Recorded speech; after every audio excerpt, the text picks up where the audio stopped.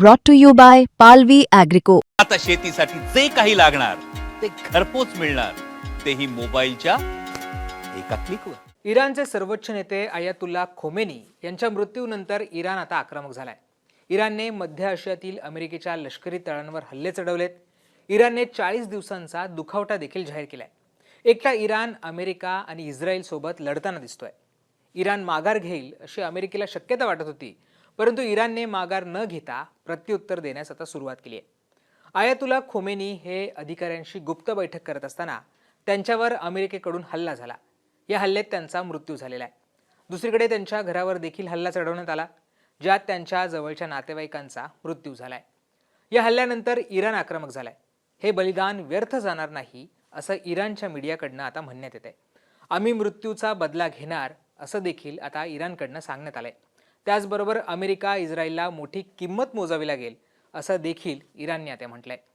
इराणच्या राष्ट्राध्यक्षांपेक्षा शक्तिशाली असलेले इराणचे सर्वोच्च नेते खोमेनी नेमके कोण होते हेच या व्हिडिओच्या माध्यमातून समजावून घेऊया. खोमेनी हे केवळ इराणचे नेते नव्हते, तर तिथल्या थिओक्रॅटिक व्यवस्थेतील सर्वात शक्तिशाली व्यक्ती होते. इराणचे राष्ट्राध्यक्ष, संसद आणि न्यायव्यवस्थेपेक्षाही त्यांचं स्थान हे सर्वोच्च होतं. लष्कर, सरकारी माध्यमं आणि सुरक्षा यंत्रणांवर त्यांचं थेट नियंत्रण होतं. साधारण 1981 ते 1999 दरम्यान ते इराणचे राष्ट्राध्यक्ष होते. त्यानंतर ते इराणचे सर्वोच्च नेते बनले. खोमेनी यांची विचारसरणी पाश्चात्य विचारसरणीच्या विरोधातली होती. ते पाश्चात्य उदारमतवादी लोकशाही आणि भांडवलशाहीला दोषपूर्ण मानत असत.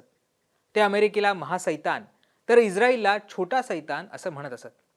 पाश्चात्य संस्कृतीतील फक्त चांगल्या गोष्टी घ्यायला हव्यात, वाईट गोष्टी नाकारल्या पाहिजेत असा त्यांचा विचार होता. खोमेनी यांनी लेबनॉनमधील हिजबुल्ला, गाझामधील हमास आणि येमेनमधील हुती बंडखोरांना आर्थिक आणि लष्करी मदत देऊन त्यांनी अमेरिकेच्या विरोधात उभं केलं होतं. अण्वस्त्र बनवणं हे इस्लाम विरोधी असल्याचं जरी ते सांगत असले, तरी मात्र इराण हा अण्वस्त्र सज्जतेच्या उंबरठ्यावर पोहोचला होता.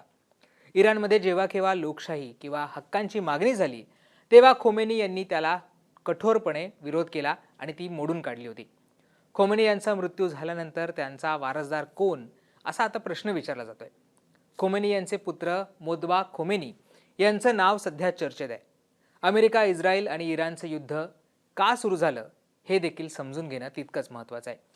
इराणने अण्वस्त्र विकास कार्यक्रम हाती घेतला होता. हा कार्यक्रम गुंडाळावा यासाठी अमेरिका आणि इस्रायलकडनं दबाव होता. क्षेपणास्त्रांचा विकास कार्यक्रम आवरता घ्यावा ही अमेरिकेची मागणी इराणला काही मंजूर नव्हती. यासंबंधीच्या वाटाघाटी ओमानमध्ये सुरू होत्या.